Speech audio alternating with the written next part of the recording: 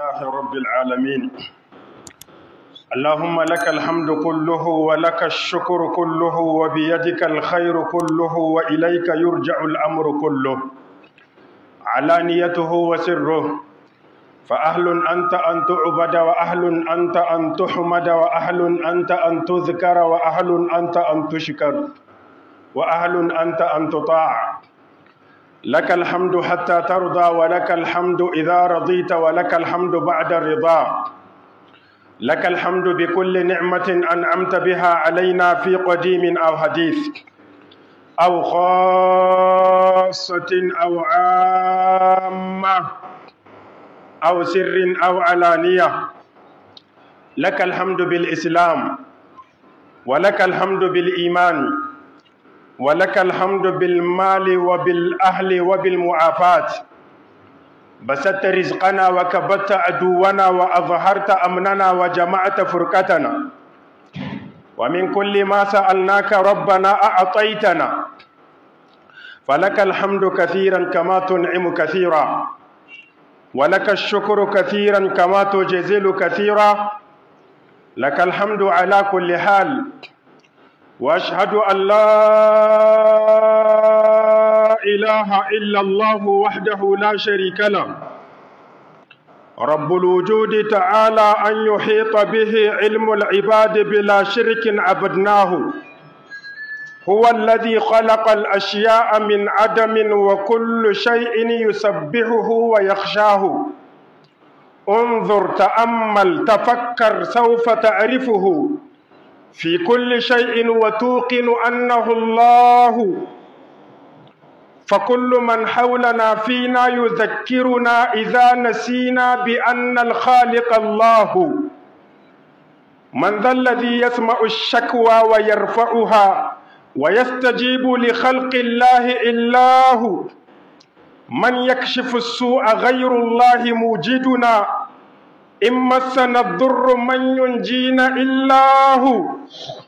اختص باسم فلا يحظى به أحد وذلك الاسم معروف هو الله.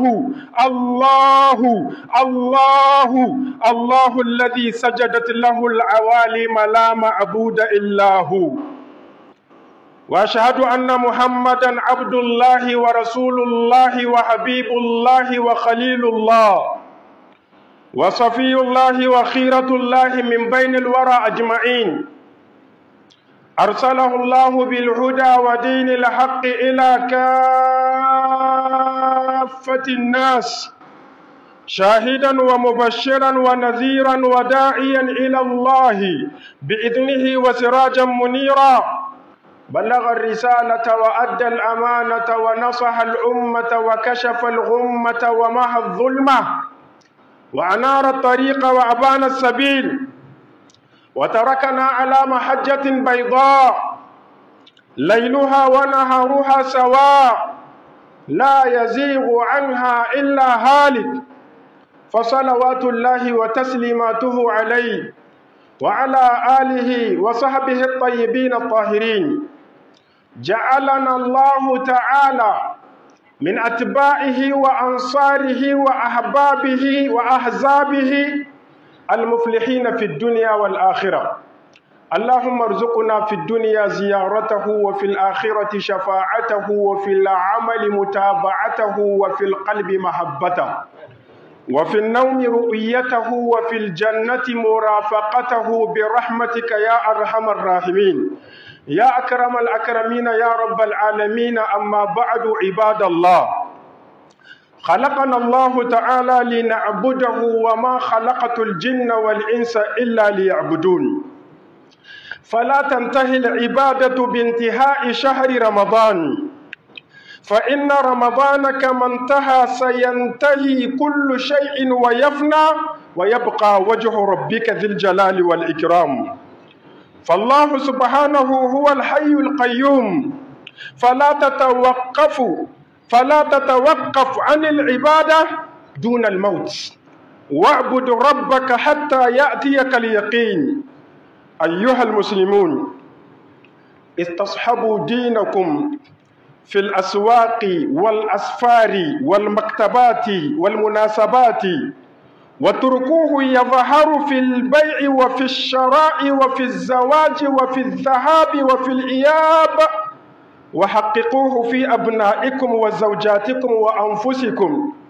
حققوا دينكم في كل من تحت رعايتكم، واستمروا بما أنتم عليه في شهر رمضان، فإن من علامة القبول الطاعة بعد الطاعة. أيها المسلمون، اعلموا أن مما ينبغي أن نتعلمه من رمضان قيمة الزمن، وأن الزمن من أغلى ما يمتلكه المسلم في حياته.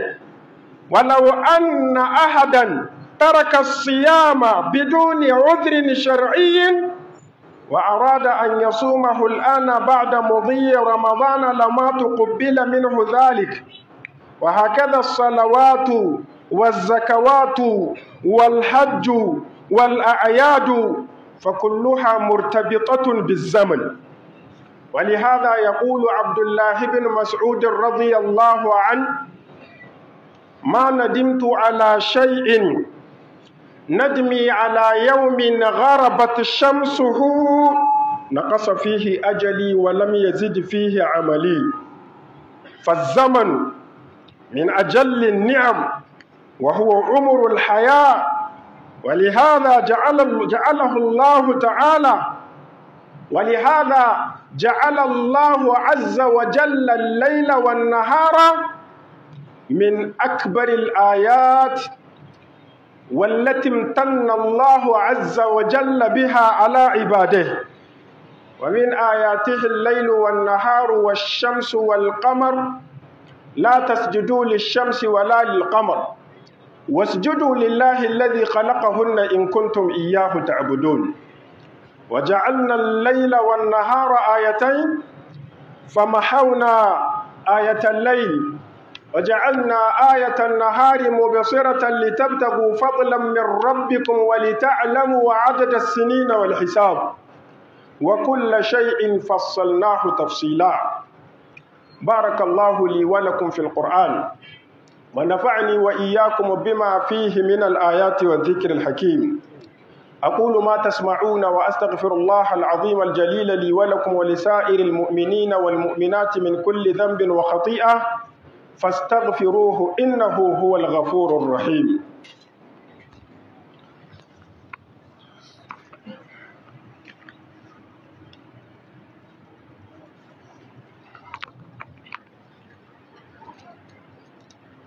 الحمد لله لا يحصى له عدد ولا يحيط به الأقلام والمدد، حمدا كثيرا لربي دائما أبدا في السر والجهر في الدارين مسترد، ملء السماوات والأرضين أجمعها وملء ما شاء بعد الواحد الصمد، وأحمد الله منه العون والرشد، وأشهد أن لا إله إلا الله وحده لا شريك له، وأشهد أن محمدا عبده ورسوله صلى الله عليه وعلى آله وصحبه أجمعين.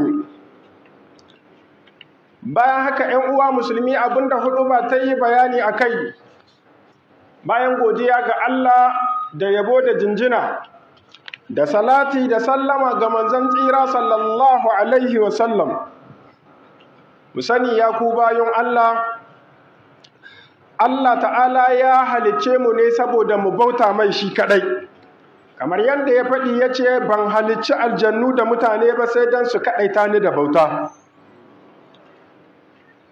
Bautar Allah ba ta ƙarewa saboda watan Ramadani ya ƙare. ‘Yan uwa musulmi, mu ci gaba da bautar Allah kamar yadda Allah ya halicce mu saboda mu bauta mashi. Kuma mu sani, kamar yadda watan Ramadani ya ƙare, muka ga farkon shi muka ga ƙarshen shi, to mu ma za mu ƙare, kuma kowa za ya ƙare, komi za ya ƙare, wanda kawai zai wanzu shine Allah subhanahu wa ta'ala, kamar yadda ya ce kullu man alaiha fan wa yabqa wajhu rabbika dhil jalali wal ikram. saboda haka Allah ta'ala shi kaɗai zai wanzu, amma dukkan komi yana da farko yana da ƙarshe. Allah ne baya da farko, Allah ne baya da ƙarshe. Don haka kamar yadda wannan watan mai albarka ya zo muna kallo ya wuce ya ƙare, to ya kamata mu ɗauki babban darasi na cewa mu ma rayuwarmu tana da farko tana da ƙarshe. ‘Yan uwa musulmi, Allahnmu mahaliccinmu shi ne mai dawwamammiyar rayuwa wanda baya mutuwa har abada. Saboda haka wanda yake bauta mashi ba zai dakata ba game da bautar da yake saboda watan Ramadani ya dakata. Abinda Allah ya mamu wasici da umarni shine mu ci gaba da biyayya da bauta a gare shi, wa abudu rabbaka hatta ya'tiyakal yaqin. Ka tabbatar ubangijinka har sai mutuwa ta zo maka. Inda kadai zaka dakata game da bautar Allah idan ka ji ana watso ƙasa da feluna kaga kai ne. To nan kam ya dace idan ka dakata daga bauta lokacin dakatawa yayi. Amma matukar kana lumfashi kuma akwai hankalinka tare da kai, to kakka taɓa tsammanin akwai wani lokaci ko wani lungu cikin rayuwa inda nan babu Allah ko babu dokar Allah, ko da ma an samu wani ƙatan kawai ya ce a nan ba zancen Allah, to shi dai ne haɗi. Amma shi Allah mai duniya, mai kowa mai komi, ya halicci bayan shi ne saboda su yi tabota mashi. Duk inda ka je a rayuwanka ta duniya, duk lungun da ka shiga a rayuwanka ta duniya, ya kai musulmi bawan Allah, ka tabbatar da akwai wannan alƙawalin na bautar Allah tare da kai. Baka rabu da shi ba, kuma ba za ka rabuwa da shi ba daidai da kyautawar ido. Ya ku musulmi bayan Allah, ku rungumi addininku ku kasance tare da shi. A cikin kasuwannai kuna tare da addininku, a cikin balaguro kuna tare da addininku, a cikin biro-biro kuna tare da addininku, a wuraren bukukuwa da munasabobi daban-daban kuna tare da addininku. Kar ku yarda ku rabu da addininku don neman duniya ko don neman matsayi ko ɗaukaka ko kuɗi. Duk abin da za ka nema wallahi zai ƙare, abin da zai wanzu kuma ya amfani ka wannan addinin.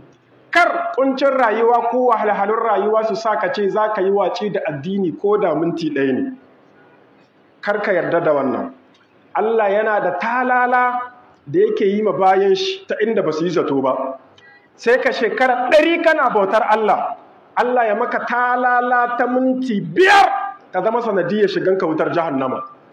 Saboda haka ‘yan uwa musulmi, kar wani musulmi ya yarda ya rabu da addinin shi dan an ɗaukaka shi an ba shi matsayi ya zama ministir, ko kuma dan an ɗaukaka shi an ba shi matsayi ya zama dipite, ko kuma dan an ɗaukaka shi an ba shi matsayi ya zama sarki, ko kuma dan an ɗaukaka shi an ba shi matsayi ya zama shugaba, ko kuma duk abin da ka dawa wallahi ka dahi banza matuƙar ka saki addininka. Babu abin da yake daidai da kima ko ni'ima ta wannan addinin namu na musulunci.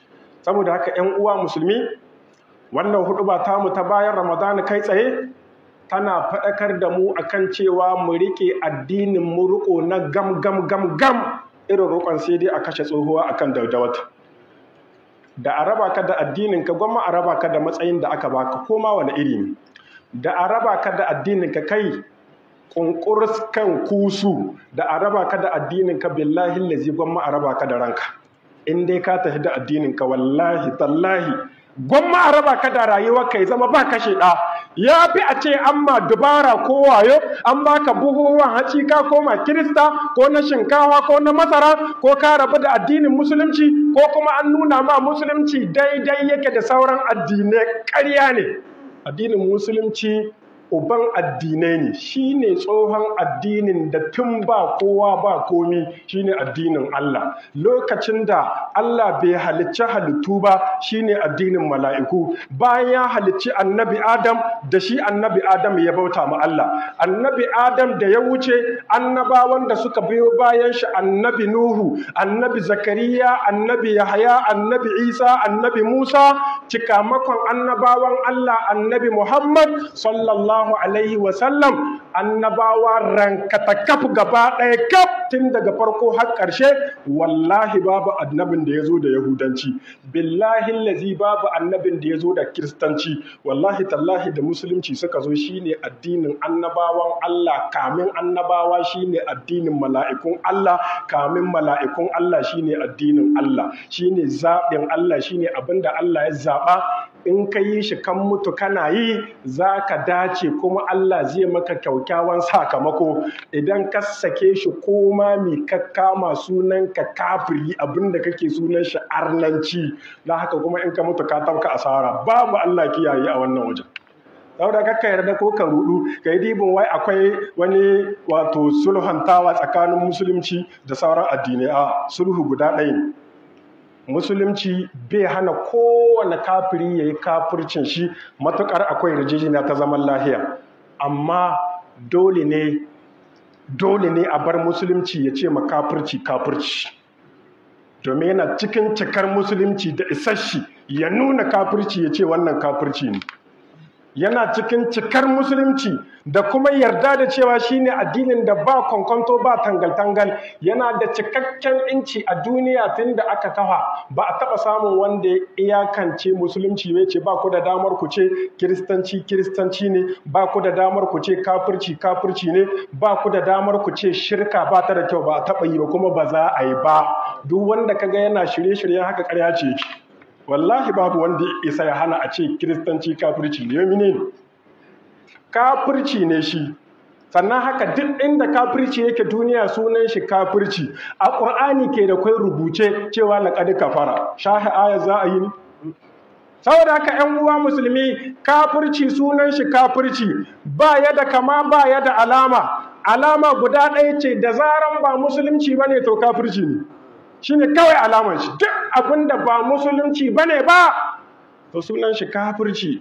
Ba a addini, ba a bautar Allah. Saboda haka lokacin da muke cewa kiristanci baya da kyau kuma muke karanto dalilai na hankali gamsassu don kiristoci su gamsu, mai rabon Allah ya ceto shi tun yana numfashi Allah ceto shi.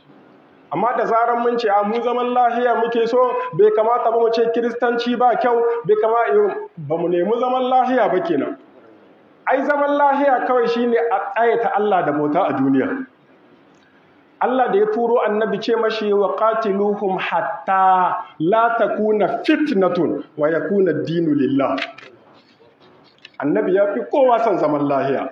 Kuma kai ko hasidin iza hasada ne kai, ka san annabi Muhammad sallallahu a tarihin rayuwar shi ya nemi zaman lahiya.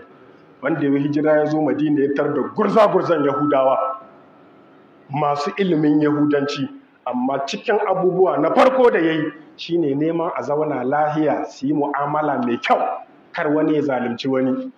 Amma ba Yahudi bai gaji wannan ba. Tashin warko kamin kyaftawa har sun ci amana, har sun warware, har sun fara zagon ƙasa. Amma duk da haka nan manzo Allah sallallahu alaihi ya taɗaga masu kafa sai da dubun su ta cika. Allah ya mai umarni ya masu kwamtsa guda.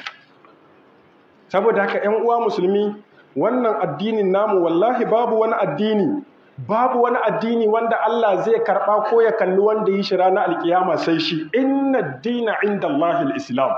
Idan kai musulmi ne amma bakin jahili wanda wato ya ɓata pututus bai san me musulunci ba, don Allah musulmi ka tsaya ka karanci musuluncinka, ka gano irin ƙimar abin da Allah ya baka.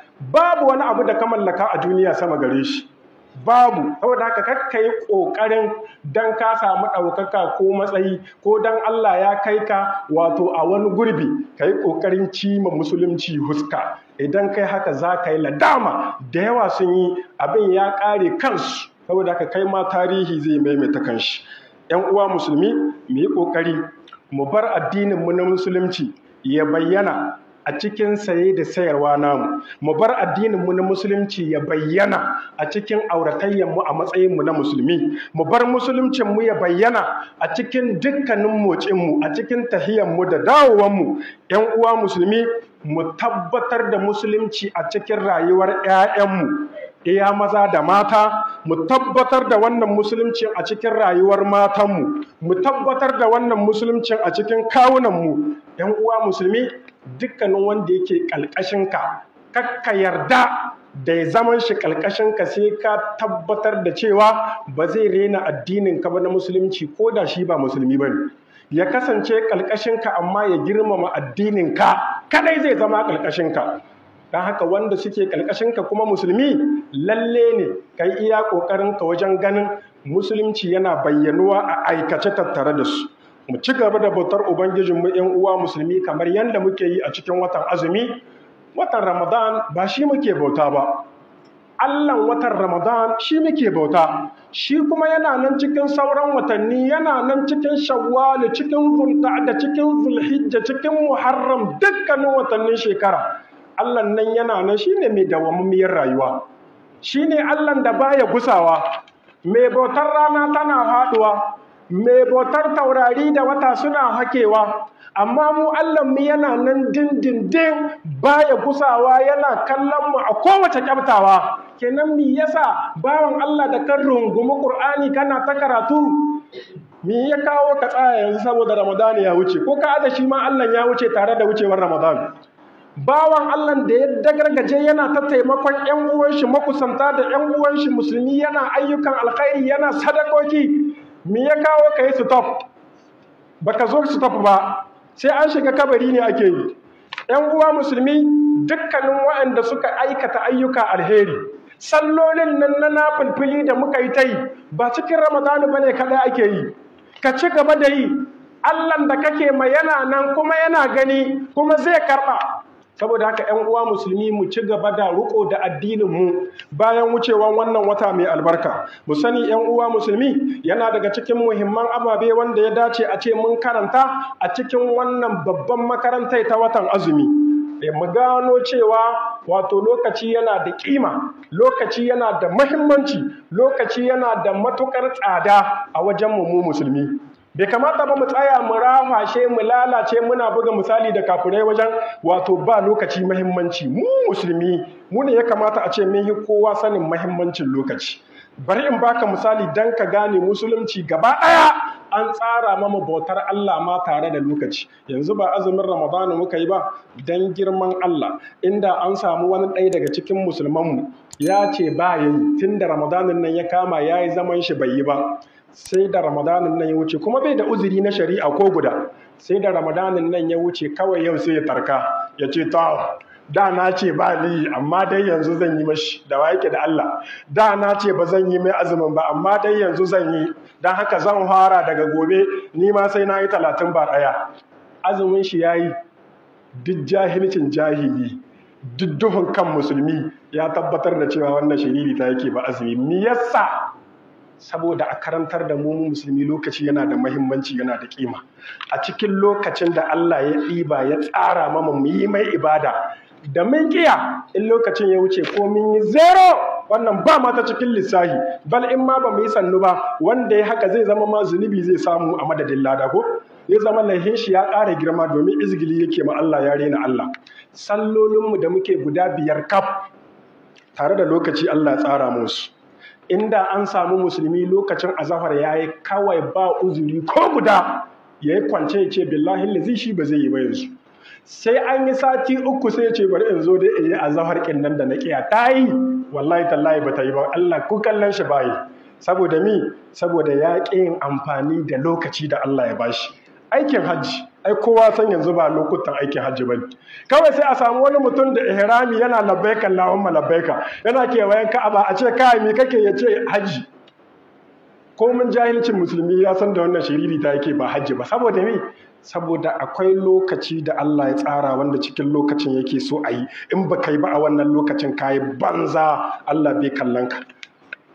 Salloli, sallah ta idi da muke yi, idi na azumi da idi na layya, akwai lokaci da Allah ya tsara. Da a ce da Ramadani ya raba tsaka, wani ya ce to mu dai bari mu zo mu yi idin mu huta tun yanzu, musamman sarke nauyi, in yayi bai yi ba. Haka ma wato idi na layya, da a ce wani zai yi shi yanzu bai yi ba. Saboda komi ayyukanmu, ibadojinmu, inda za ka bibi ibadojinmu ɗaya bayan ɗaya, sai ka ga mu musulmi gaba ɗaya Allah ya ƙulla alaƙa mai ƙarfi tsakaninmu da lokaci, domin ya karantar da mu cewa lokaci yana da kima, yana da tsada, yana da mahimmanci. Kar mu yi wasa da lokacin yin abu. Kenan mu musulmi bai kamata ba aikin da ya kamata a yi shi yau a ce mun bar shi har gobe. Wannan ba aikin musulmi ba ne. An karantar da mu, musulunci ne ya karantar da mu, duk aikin yau to mu yi shi yau, kar mu ce sai gobe. Gobe tana iya zuwa kai babu kai. Don haka ‘yan uwa musulmi, cikin babban darasin da ya kamata mu ɗauka shine gano cewa ashe lokaci shine mahimmancin abin da musulmi ya mallaka a rayuwar nan ta duniya. ‘Yan uwa musulmi, haka ibadojinmu gaba ɗaya Allah ya alakanta su da lokaci. Shi yasa Abdullahi dan Mas'ud ya ce, ni a rayuwata ban taɓa yin ladama ba irin ladamar da nake yi idan yini guda ya zo ya wuce. Na ga rana ta faɗi, yini ya wuce, rayuwa ta rage, amma aikina na alheri bai karu ba. Na sha faɗi kuma na sha maimaitawa, ko shekara miliyan Allah ya baka a duniya, wallahi aka kyauta saura miliyan ba kyautawa. Sun rage ko ba su rage ba? Ina mai murnar Ramadani ya ƙare, ashe kai ma ka ƙare, domin cikin shekarunka da lokutanka wallahi an zamce wani kaso. Ka kyautata ko ka munana ko ka yi alheri ko sharri kai, ko ka shirya ko baka shirya ba, ko ka yarda ko baka yarda ba, karewa wannan watan tare da karewanka ne kai ma. In shekara miliyan za ka yi, wallahi sun ragu ba karuwa suka yi ba. Saboda haka ‘yan uwa musulmi, mu shiga taitayinmu, mu ɗore game da bautar Allah, mu dage mu yi amfani da damammakin da Allah ya bamu. Shi yasa cikin Alkur'ani kaga Allah yana ta rantsuwa da lokaci, kuma yana ta goranta mu, yana gayin cewa manya-manyan ni'imomin da ya mu. Akwai lokuta, rana da wata da dare da yini. Allah yana rantsuwa da dare, yana rantsuwa da hanci, Allah yana rantsuwa da yini, Allah yana rantsuwa da kaza. Yana cikin ayoyin Allah dare da yini. Me yasa? Saboda yanzu nan in aka kyauta, to wani kaso naka ya tafi. In kaga an ƙara wata kyautawa, wata ci ba waccan ba, ita waccan an gama da ita, sai wata kuma. Saboda haka ‘yan uwa musulmi, mu yi ƙoƙari mu amfana da karatuttukan da ke da kwai cikin watan Ramadana. Babu kamar yin amfani da damar da Allah ya ba mu kamun ta kubci. A ƙarshe ‘yan uwa musulmi, ina son in ɗan yi tsokaci akan wato rantsar da shugaban ƙasar Nijar da aka yi, wanda muke addu'a da fatan Allah ta'ala ya taya shi, ya ba shi ikon yin abin da zai amfani al'umma. Tun da muke ta bayanai a cikin hudubobi da karatuttuka bisa kan shugabancin ƙasa, wanda da can baya ba ni, saboda can baya babu damar a yi, yanzu ne ke da kai damar a yi. Kuma kullum kamar yadda ne magana a yanzu, amfani ake da dama duk in ta zo komin ƙanƙantarta. Saboda haka muna amfani da daman ne, saboda shugabanninmu na yanzu sun ba da dama. Da kaji mutum yana zagin su yanzu, to yana cikin alherinsu, saboda su suka ba shi dama. Can ba me yasa baka zaga ba?